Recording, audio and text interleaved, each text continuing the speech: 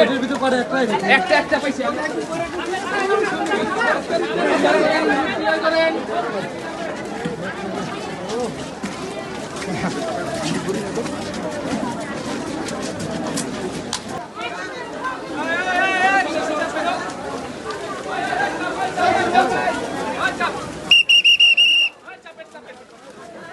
পরম করুণাময় কাছে শুকরিয়া আদায় করতেছি যে আলহামদুলিল্লাহ যে আসলে অনেক ক্ষয়ক্ষতি ছাড়া হতাহত ছাড়া আগুনটা এখন পর্যন্ত আপনারা দেখতেছেন যে কী পরিমাণ রিস্ক আসলে আমাদের নিতে হয়েছে। কারণ যে কোনো আগুনে আপনারা সহ আমরা কিন্তু একসাথেই কাজটা করি, এনি কাইন্ড অফ ডিজাস্টার আপনারা আমাদের সাথে থাকেন, যার কারণে আপনাদেরকে ধন্যবাদ। আসলে যখনই আমরা মেসেজটা পাইছি কন্ট্রোল রুমের মাধ্যমে 1-10 মিনিটের সময় যে কেরানীগঞ্জে কদমতলিতে এরকম একটা লাইটার ফ্যাক্টরিতে অনেক বড় একটা আগুন, সাথে সাথে আপনারা জানেন যে নিকটবর্তী ফায়ার স্টেশন হচ্ছে কেরানীগঞ্জ ফায়ার স্টেশন, ওখান থেকে 3টা ইউনিট এট এ টাইম বের হয়ে যায়।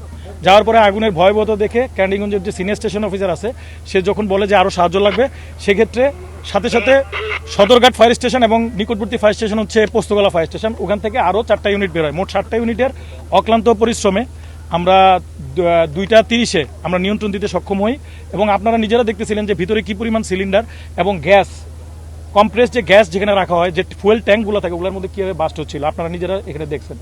সো এই পরিমাণ আমাদের আসলে যে টেকনিক অফেন্সিভ এবং ডিফেন্সিভ অ্যাটাক করে আমাদেরকে অগ্রসর হতে হয়েছে এবং সাকসেসফুলি আমরা এখন পর্যন্ত আগুনটা আমাদের দেখছেন নিয়ন্ত্রণে আছে। আমরা কিছুক্ষণ পরে হয়তো নির্বাপন দিয়ে দিব ইনশাল্লাহ।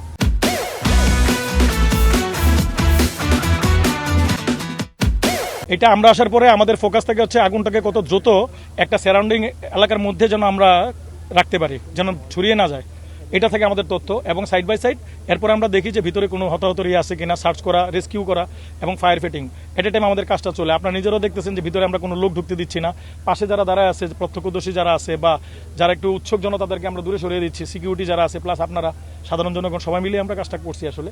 আর লাইটার ফ্যাক্টরির ক্ষেত্রে যে জিনিসটা হয়, এখানে বিউটেন গ্যাস থাকে এবং হাইড্রোকার্বন, যেটা মনে করেন দ্রুত আগুনটাকে ছড়ায় দেয় আসলে।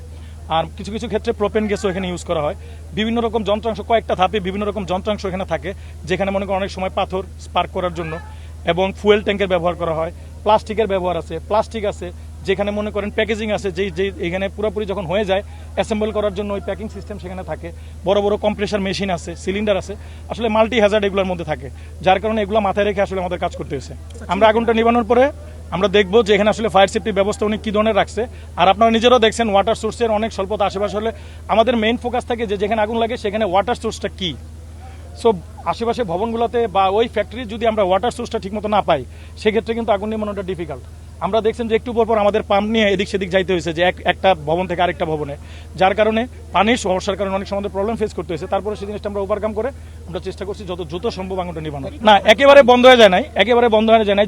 যেহেতু 7টা ইউনিট, মানে আপনি যদি প্রত্যেকটা ইউনিট থেকে 2টা করে ব্রাঞ্চ ধরেন, অনেকগুলো ব্রাঞ্চ হয়ে যায় আসলে। সেক্ষেত্রে অনেক সময় যেটা বন্ধ হয়ে গেছে এট এ টাইম সব একসাথে বন্ধ হয় নাই, কোনো সাইড বন্ধ হয়ে গেলে যত দ্রুত সম্ভব আবার পাম্প সেট করে আমরা ওই জায়গায় কাজ করতে পারছি।